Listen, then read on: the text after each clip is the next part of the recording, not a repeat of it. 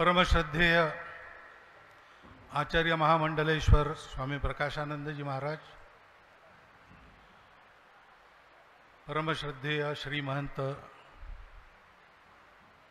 श्रीमान रूपेंद्र प्रकाश जी महाराज, उपस्थित सभी पूज्य संत चरण, पूज्य चिन्मय पंड्या जी, उपस्थित कार्यकर्ता गण, नागरिक सज्जन, माता भगिनी,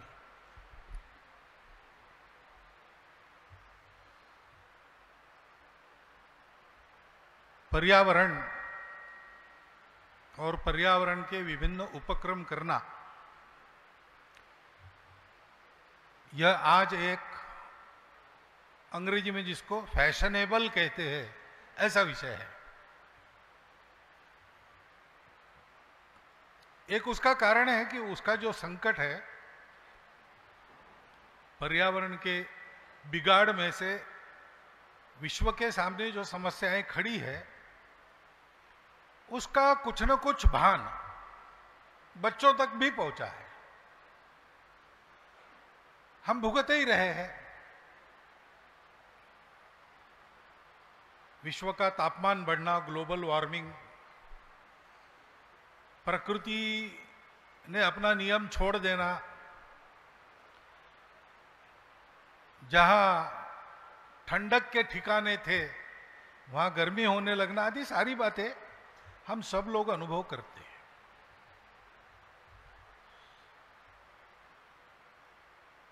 अब यह संकट है, इसलिए उसके प्रतिकार के लिए क्या क्या हो सकता है वो सब करना है, ऐसा स्वाभाविक ही लगता है।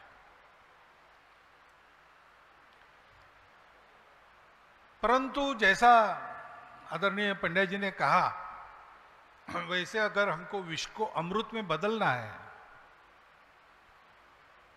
तो संकट के भय से प्रतिक्रिया में आना इसका उपयोग नहीं। मूल में जाना होगा, ये संकट खड़ा ही क्यों हुआ।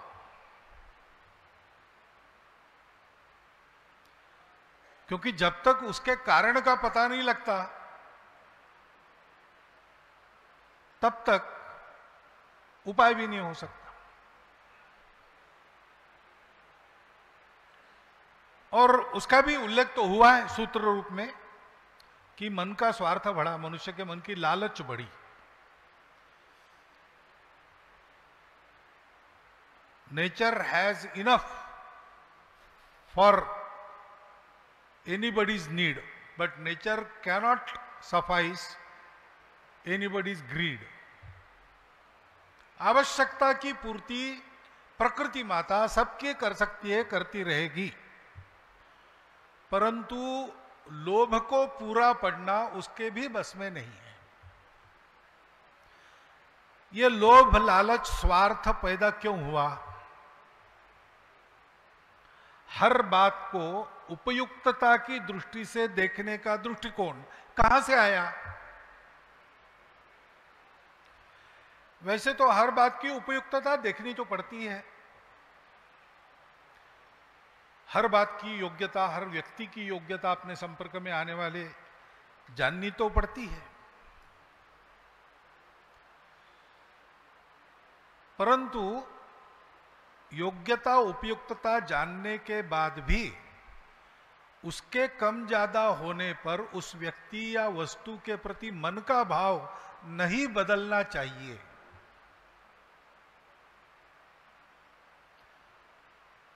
लेकिन ऐसा होता नहीं। अपने सामान्य आचरण में देखिए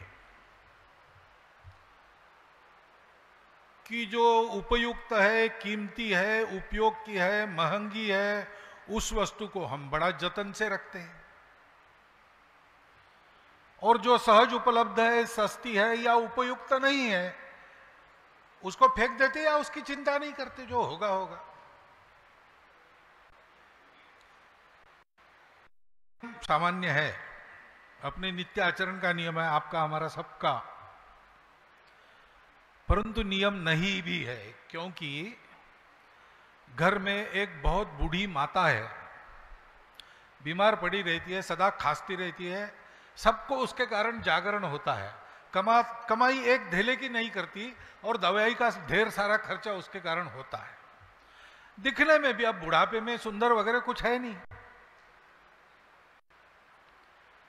अगर उपयुक्तता का विचार करना ये नियम होता तो ऐसी माताओं का क्या होता, लेकिन ऐसा नहीं है। विशेषकर भारत में कोई किसी ने कहा कि एक दूसरी कमाने वाली तरुण आयु की सुंदर और स्वस्थ है और अच्छा खाना बनाकर सबको स्वस्थ रखेगी, ऐसी एक दूसरी मां ले आओ और इस खर्चीली मां को छोड़ दो। तो लोग कहेंगे तुम क्या राक्षस हो क्या? क्योंकि कुछ भी हो जाए, उपयुक्तता शून्य है तो भी वो अपनी है। हम संघ की प्रतिज्ञा में करते हैं, प्रतिज्ञा में धर्म संस्कृति समाज का संरक्षण और राष्ट्र की सर्वांगीण उन्नति। क्यों? क्योंकि पवित्र, पहली बात है वो पवित्र है। लेकिन उससे भी ज्यादा, उसके भी पहले एक शब्द जोड़ते हैं, अपने पवित्र हिंदू धर्म, हिंदू संस्कृति, हिंदू समाज का संरक्षण कर हिंदू राष्ट्र की सर्वांगीण उन्नति। वो पवित्र है, हम जानते हैं, उसकी पवित्रता को अनुभव करते हैं और वो पवित्रता दूसरों को देने में भी हमारा धर्म संस्कृति समाज समर्थ है। लेकिन कमियां तो उसमें भी है, आज आई है, निकालेंगे बाहर, लेकिन हम उसी का संरक्षण और उन्नति की सोचेंगे। क्यों? क्योंकि वो अपना है। सृष्टि के साथ ये अपनापन का भाव आज की प्रचलित विचारधाराओं में नहीं है। नहीं है, इसलिए नीतियां बनती है, उसमें भी विकास और पर्यावरण में विरोध आता है और जो जहां ज्यादा उपयुक्त लगता है वहां उसका संरक्षण होता है, जो कम उपयुक्त लगता है उसकी अनदेखी की जाती है और दूसरा कोई कारण नहीं है। आज सर्वत्र विकास चाहने वाले लोग और पर्यावरण की सुरक्षा चाहने वाले लोग, इनमें विरोध दिखाई देता है, क्योंकि पर्यावरण वाले मानते हैं कि विकास होगा तो पर्यावरण नष्ट होगा और विकास वाले मानते हैं कि विकास करना है तो पर्यावरण की चिंता नहीं करनी चाहिए। दोनों दृष्टिकोण गलत है। हमारा दृष्टिकोण क्या है? भारत का दृष्टिकोण, भारत किसी बात को एक दूसरे से अलग न मानने वाला देश है। संपूर्ण अस्तित्व की एकता के पक्के सिद्धांत पर भारतवर्ष का जीवन खड़ा है।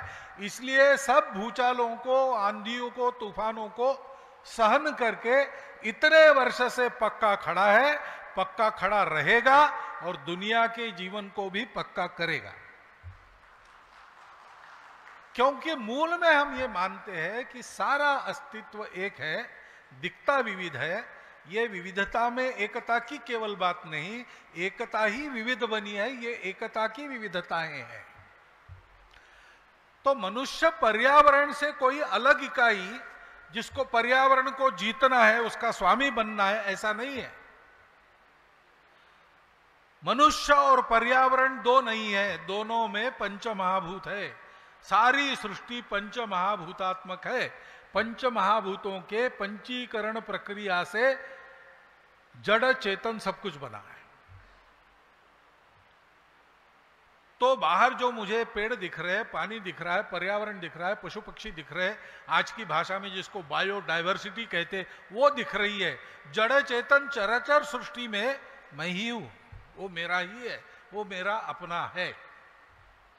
मेरा अपना है, इसलिए उसको मुझे जीतना नहीं है।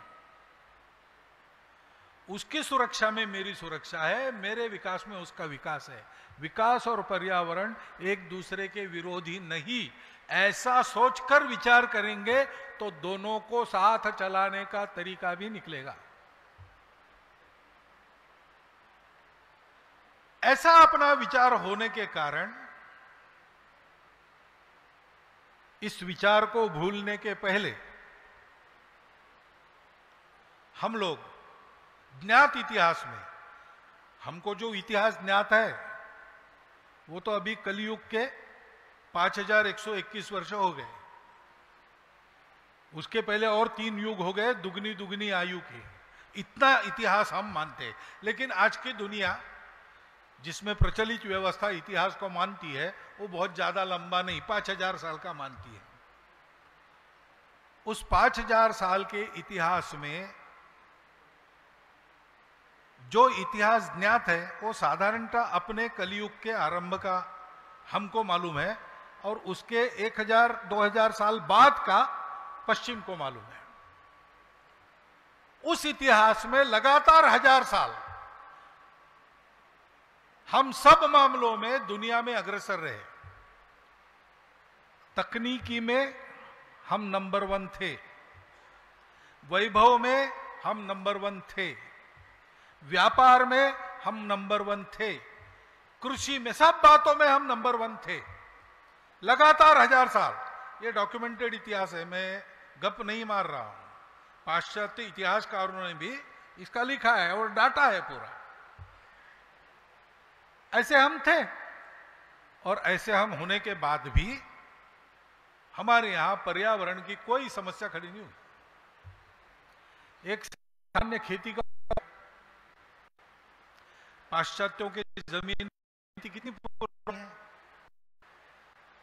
हमारे यहां कम से कम 6000 साल से खेती चली है। आधुनिक आर्कियोलॉजी कहती है, हमारे ग्रंथों की बात मैं नहीं कर रहा हूं, वो तो उससे पीछे जाते हैं। लेकिन 6000 साल से हमारे यहां कृषि चली। हमारी जमीन आज भी कृषि, खेती के प्रचलन ने बिगाड़ दिया है जमीन को हमारे। उसके पहले तो कोई समस्या नहीं थी, भर भर के सबको खिलाती थी हमारी यह भूमि। हम पूरे दुनिया में अनाज एक्सपोर्ट करते थे, और थोड़ा प्रयास हमने बाद में किया रासायनिक खेती के युग में, तो भी हमारे यहां भंडारण करने के लिए जगह नहीं, इतना अनाज होता है। 6000 साल की खेती के बाद हमारी यह स्थिति है जमीन की, परंपरा से हम जो खेती कर रहे हैं उस शास्त्र की। और दुनिया के देशों में यूरोपियनों ने जाकर अफ्रीका में 400 साल 600 साल खेती की, वहां की जमीन बिगड़ गई। सब बातों को साथ में चला सकते हैं अगर ये अपनापन उसकी अनुभूति है। तो पहली पर्यावरण की दृष्टि की हमारी पहली बात यह है कि पर्यावरण के हम अंग है, सृष्टि के हम अंग है। हम सृष्टि के मालिक नहीं, अंगांगी भाव के साथ सृष्टि का विचार करना चाहिए। और दूसरी बात है कि सृष्टि के विकास से हमारा विकास होता है, हमारे विकास से सृष्टि का विकास होना चाहिए। ऐसे विकास के तरीकों पर हमको चलना चाहिए, और ऐसे चलकर भी ज्ञान की पूर्ण, भौतिक ज्ञान की पूर्णता को हम प्राप्त कर सकते हैं। अब विज्ञान जिस मुकाम पर पहुंचा है वो ज्ञान प्राप्ति की उस राह को अब ढूंढ रहा है जिसमें हमारे प्राचीन भारतीय मनीषियों ने जो तंत्र उपयोग किया था उसका उपयोग उसको करना पड़ेगा।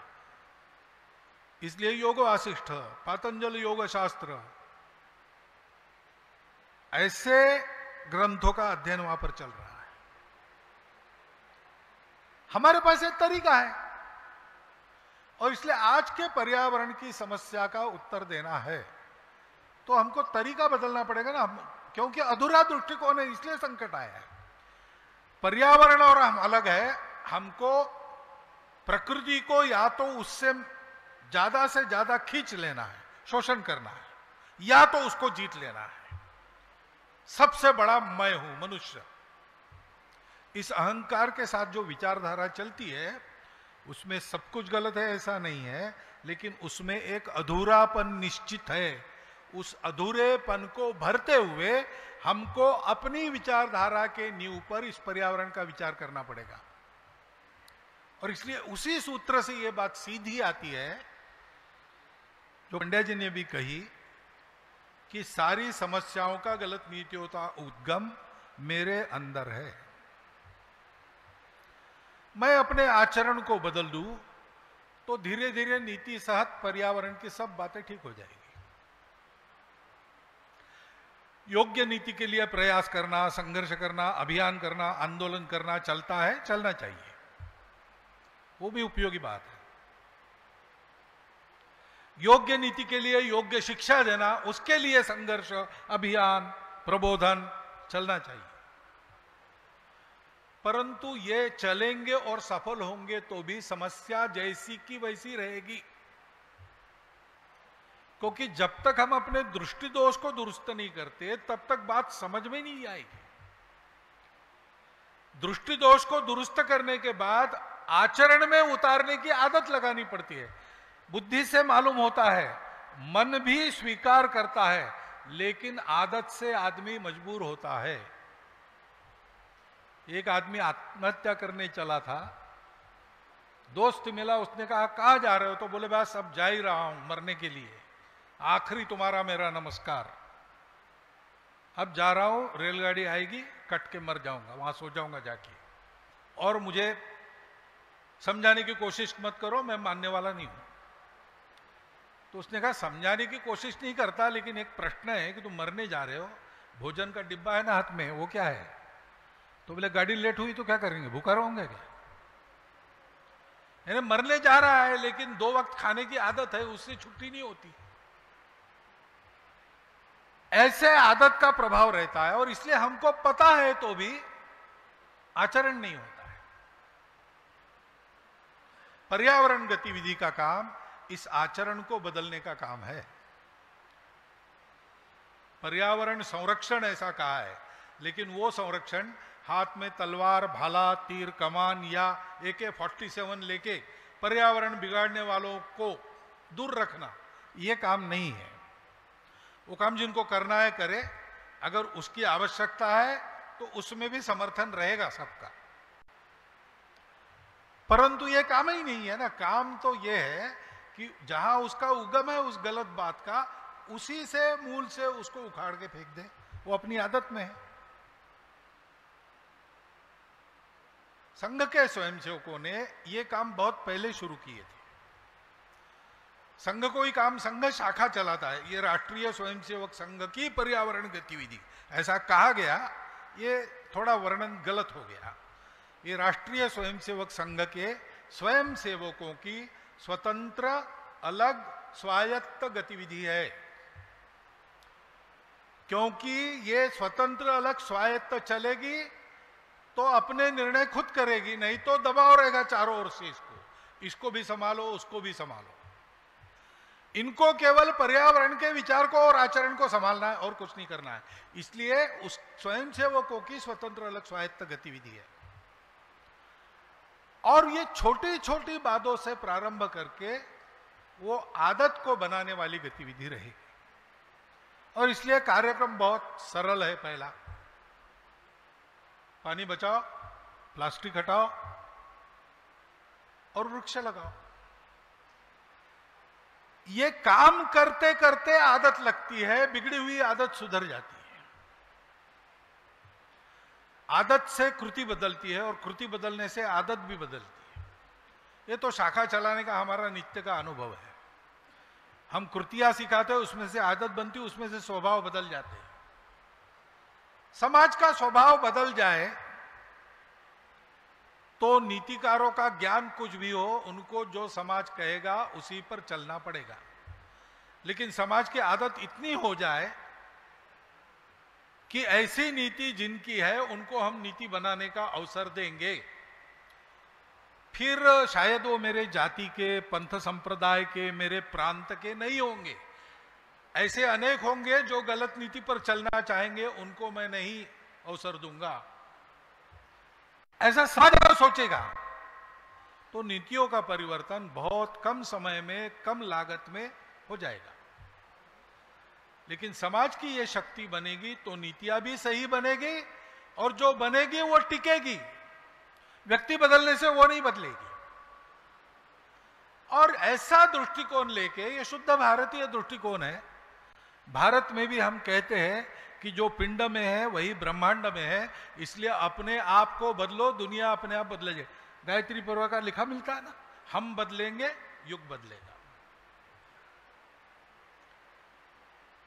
तो युग बदलने वाला ये समाज के आचरण का बदल लाने के लिए शुद्ध भारतीय विचार दृष्टिकोण को लेकर, क्योंकि वो समीचीन है, वो पूर्ण है, वो आज विज्ञान सिद्ध भी है और अनुभव सिद्ध तो है ही। कोरोना में ये सब बातें पर्यावरण को दूषित करने वाली बंद हो गई तो 7 दिन में कितना बड़ा फर्क हो गया, हमने अनुभव किया। अनुभव सिद्ध, इतिहास सिद्ध, तर्क सिद्ध, ऐसी विज्ञान निष्ठ लेकिन अपनी परंपरा से पूर्णतः जुड़ी ऐसी विचारधारा को लेकर उसके तहत हमारे आचरण में आए हुए दोष हटाकर सुयोग्य आचरण की स्थापना करने के लिए गतिविधि बनी है। कोरोना का एक समय बीच में जाने के बाद भी द्रुत गति से बढ़ रही है, क्योंकि एक बात है, विषय फैशनेबल है, लेकिन केवल फैशनेबल विषय होने से काम नहीं चलेगा। विषय की सही दृष्टि और विषय की सही आदत, इन दोनों को फैलाना पड़ेगा। उसमें ये गतिविधि द्रुत गति से आगे बढ़ रही है। बढ़ती बढ़ती ऐसी वो सफल हो जाए और वास्तविक रूप में पहले भारतवर्ष सुजल सुफल मलयज शीतल बन जाए और सारी सृष्टि को सुजल सुफल मलयज शीतल करे और पंचमहाभूतों से तादात्म्य पाकर अपना जीवन जीते हुए हम अपनी भी उन्नति करें और सृष्टि को भी उन्नत करें, ऐसा वातावरण हम शीघ्र ही इस गतिविधि के कारण देखें। ऐसी एक शुभकामना यहाँ पर आप सबके सामने प्रदर्शित करता हुआ मैं अपने 4 शब्द समाप्त कर